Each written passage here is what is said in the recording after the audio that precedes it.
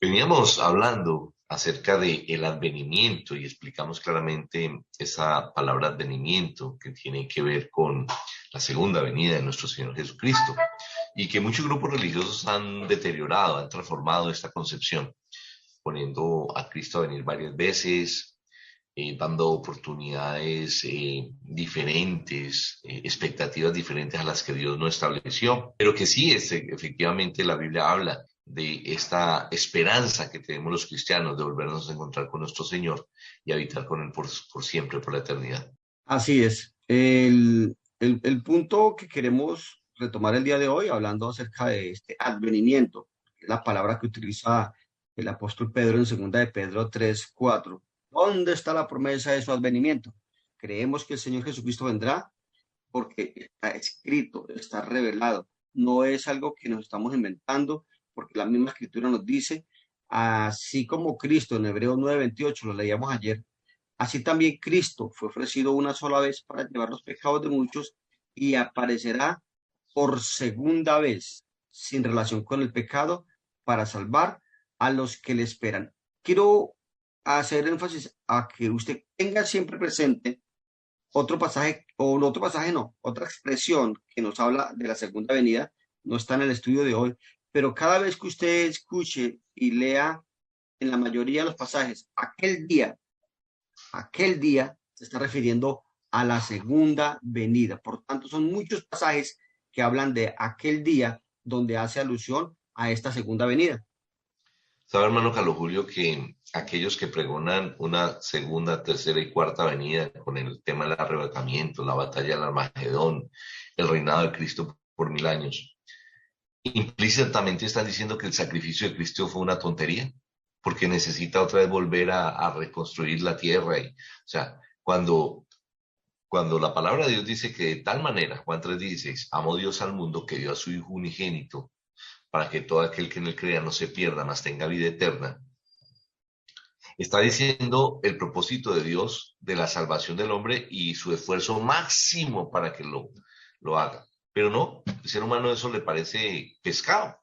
Que el Hijo de Dios, o sea, Dios mismo, haya venido a la tierra y se haya humillado de tal manera por salvarnos, les parece que es bobada. Necesita una batalla estilo película, necesita como extraterrestre venir, desaparecer, volver a aparecer, cuando no, nosotros apreciamos, como dice el texto que acabas de leer de Hebreos, que ofreció una sola vez para llevar el pecado y aparecerá por segunda vez, sin relación con el pecado, pero para ya recoger a los que por la paciencia de él fueron obedientes. Exactamente.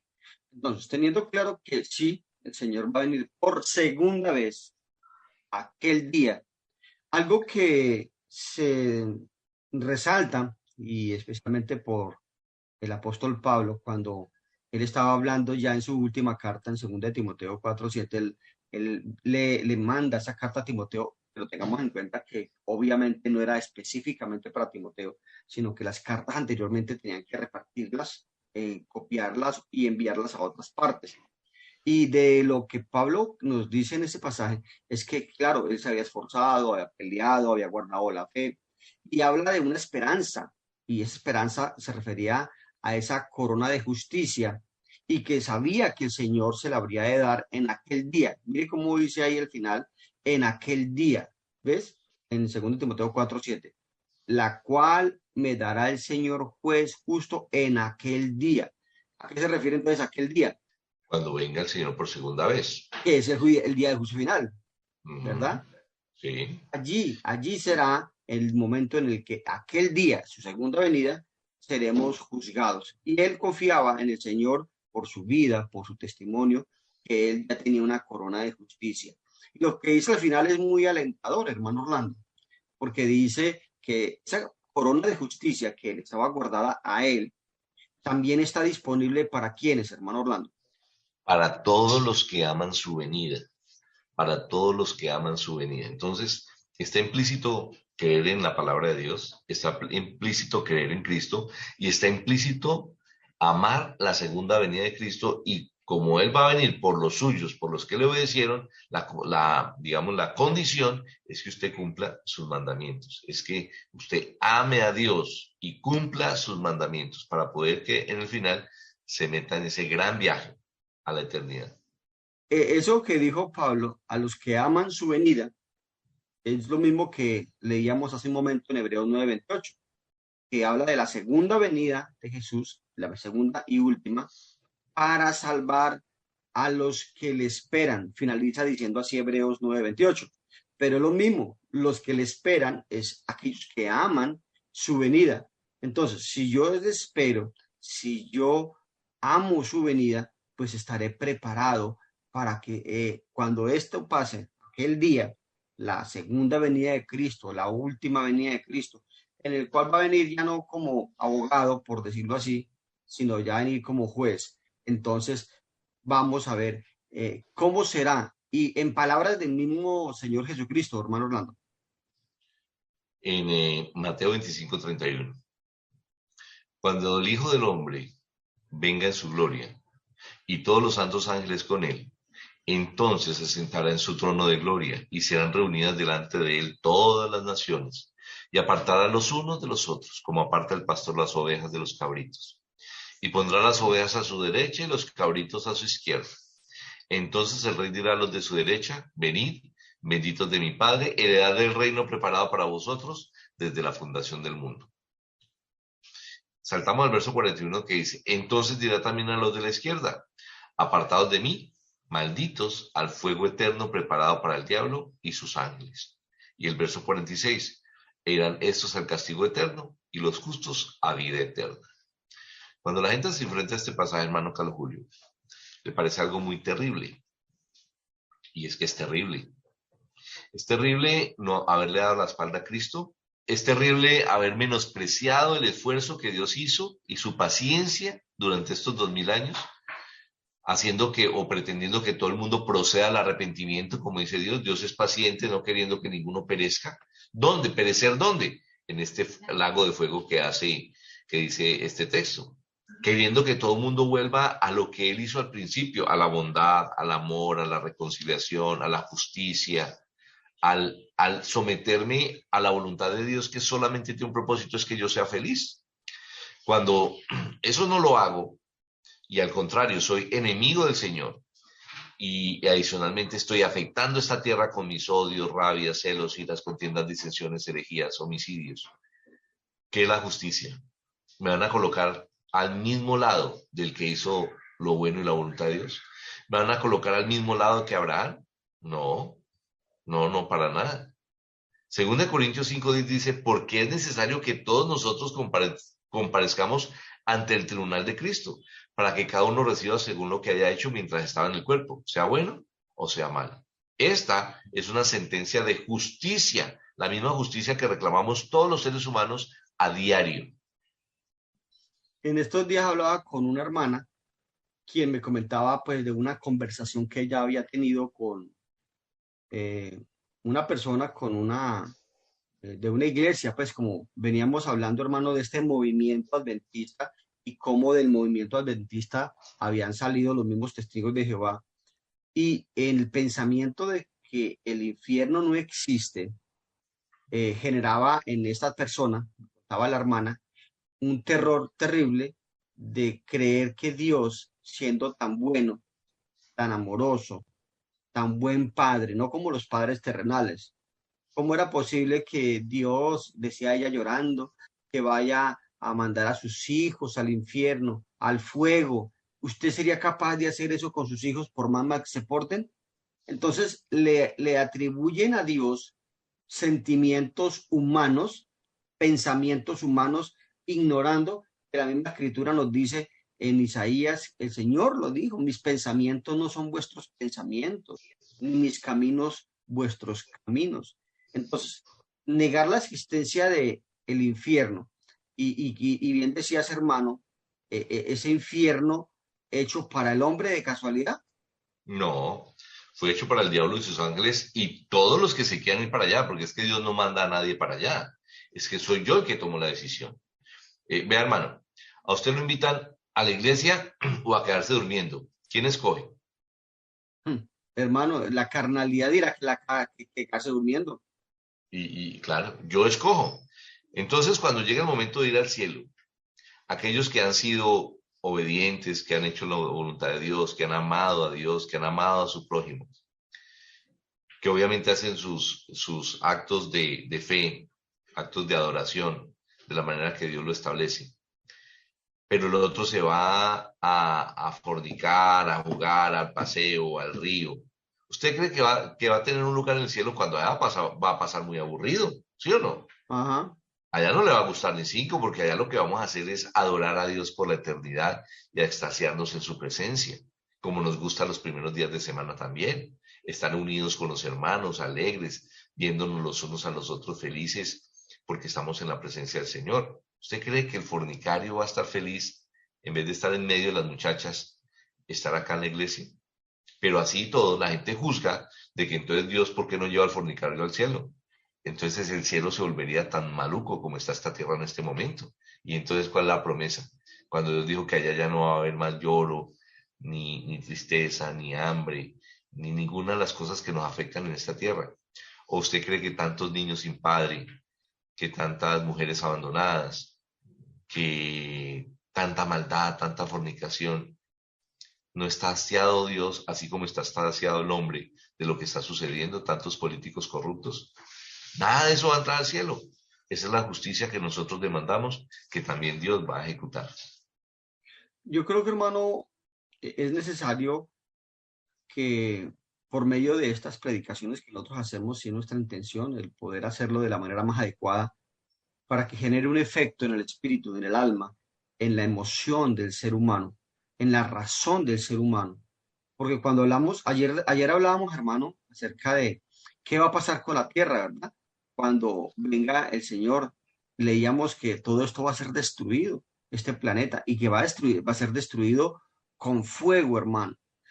Dígame si no, que una de las peores muertes que quizá uno pudiera escoger, si tuviera esa oportunidad, uno no quisiera morir ni en un incendio ni ahogado, hermano.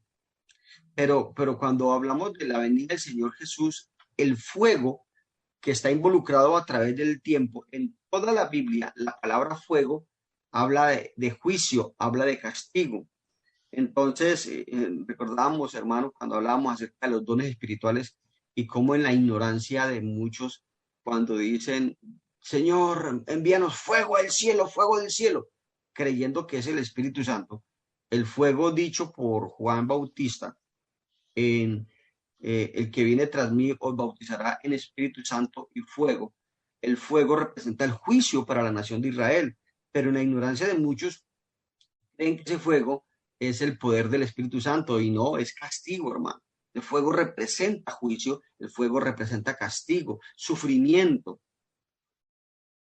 Sí, dice 2 de Pedro 3:7. Pero los cielos y la tierra que existen ahora están reservados por la misma palabra, guardados para el fuego, en el día del juicio y de la perdición de los hombres impíos. Este texto que viene precedido pues de la ubicación de lo que está hablando, y efectivamente está diciendo que esta tierra y los cielos que nosotros vemos van a ser acabados, van a ser destruidos. Ya no tienen razón de ser. Digamos que la forma en que se extingue una enfermedad, se extingue algo que no se quiere es a través del fuego, y es lo que va a hacer Dios. La tierra ya no tiene razón de ser porque ya los humanos no vamos a habitar en esta tierra. Va a haber dos sitios adicionales donde el ser humano va a habitar por la eternidad, en la compañía de Dios, y otro sitio que se llama infierno, que es en la compañía de otro. No porque ese otro sea el administrador del infierno, es un condenado más, que se llama Satanás. Entonces, son muchos textos que la Biblia sigue hablando de este evento. Otro, por ejemplo, 2 de Pedro capítulo 2, verso 9. Sabe el Señor librar de tentación a los piadosos y reservar a los injustos para ser castigados en el día del juicio. Y mayormente a aquellos que, siguiendo la carne, andan en concupiscencia e inmundicia y desprecian el señorío. Y mayormente, tremendo, ¿no? Hermano, Ese, uh -huh. perdón la interrumpo, pero es que me generó como dice por ahí una modelo y presentadora de televisión, se me erizaron los pelos en esta expresión de desprecian el señorío. Primero, hemos hablado acerca del infierno. Muchos dicen que el infierno no existe. Bueno, Mateo capítulo 5, Mateo capítulo 18, Marcos capítulo 9, y son muchos los pasajes donde nuestro Señor Jesucristo habló del infierno, del lago de fuego, fuego que no puede ser apagado, fuego eterno, porque Él fue el creador de todos estos lugares. Ahora, ya dijimos, y leías ahora en Mateo 25, 41, que el infierno fue preparado para el diablo y sus ángeles, pero que el hombre al momento de desobedecer, de no perseverar, es el que escoge definitivamente ese lugar. Que no le echen la culpa a Dios, como bien decías. Ahora, cuando nos dice aquí segunda de Pedro, dice que el Señor sabe librar. ¿Eso qué es? Pues sencillamente misericordia. Esto es misericordia, porque dice que sabe el Señor librar de tentación a los piadosos, pero también habla de la otra parte fea, la parte maluca, reservar a los injustos para ser castigados en el día del juicio. ¿De qué está hablando entonces? Castigo eterno de lo que hemos venido hablando. Esto, ¿cómo podemos ignorar que aunque nuestro Dios sea un Dios bueno, grande y misericordioso, también en su misericordia y justicia que decías al comienzo, va a haber un castigo? Y eso no lo convierte en malo, como algunos de pronto podrían llegar a pensar o decir que Dios es misericordia, que Dios es cruel, que Dios es asesino. No, Él es justo, ¿verdad? Ahora, el 10 que leíste ahora, y mayormente a quienes viven la carne, quienes andan en sus concupiscencias e inmundicia y desprecian el señorío. Cuando usted, hermano, ahora el ejemplo que decía, el que se queda durmiendo en la casa, ¿qué está haciendo? Despreciando el señorío. ¿Cómo hacía el señorío? Pues, Dios nos ha hecho señores y sacerdotes sobre esta tierra. Cuando yo soy bautizado, me he reconciliado con el Señor, Dios me da una nueva condición. Ese nombre de cristiano significa ahora ser sacerdote para tener una comunicación con el Señor. Entonces uno adquiere lo que se dice señorío.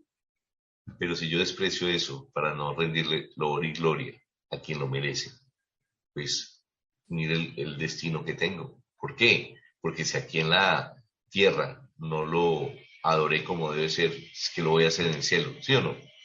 Muy bien. Así es. Dice adicionalmente que nosotros tenemos una condición especial cuando hablamos de esto. Primero Juan 4:17. En esto se ha perfeccionado el amor en nosotros, para que tengamos confianza en el día del juicio, pues como Él es, así nosotros en este mundo. O sea, esa confianza es igual a esperanza o estar firme que se tiene de alguien o de algo. Y entonces, ¿cómo se perfecciona el amor en nosotros? Pues sabiendo que eso que estamos leyendo va a pasar. El día del juicio va a pasar. Y como yo sé que va a pasar, yo prefiero estar ¿dónde? En el lado de los inocentes, no en el lado de los culpables. ¿Sí? Entonces, cuando usted entiende y cree en eso, usted es juiciosito. Usted se levanta temprano los domingos, usted hace el esfuerzo de ir los miércoles, usted hace muchas cosas por predicar el evangelio, que toda su familia, sus hijos, todo el mundo vaya al cielo, porque creo efectivamente en este juicio final. En eso se perfecciona el amor en nosotros. Por eso el apóstol Pablo decía, he peleado la batalla. ¿Cuál batalla? ¿O la buena batalla? Pues la batalla contra el enemigo, contra Satanás.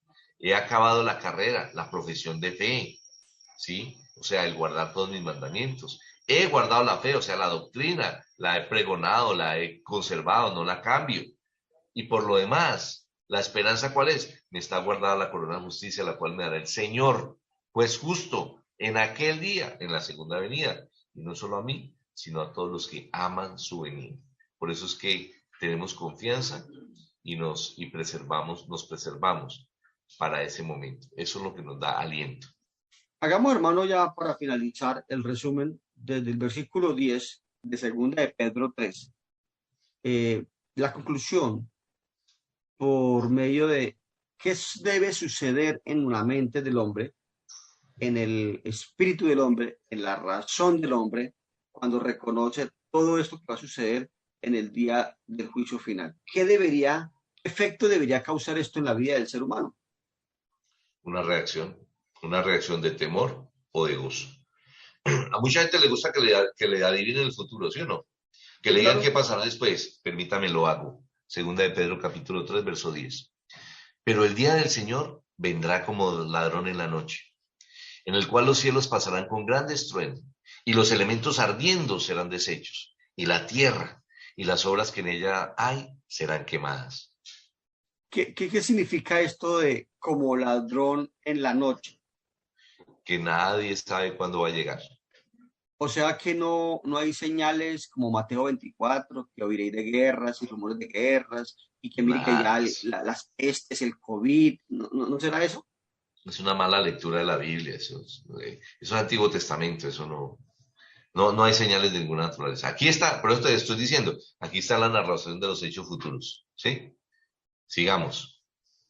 Puesto que todas estas cosas han de ser deshechas, ¿cómo no debéis vosotros andar en santa y piadosa manera de vivir, esperando y apresurándoos para la venida del día de Dios, en el cual los cielos, encendiéndose, serán deshechos, y los elementos, siendo quemados, se fundirán?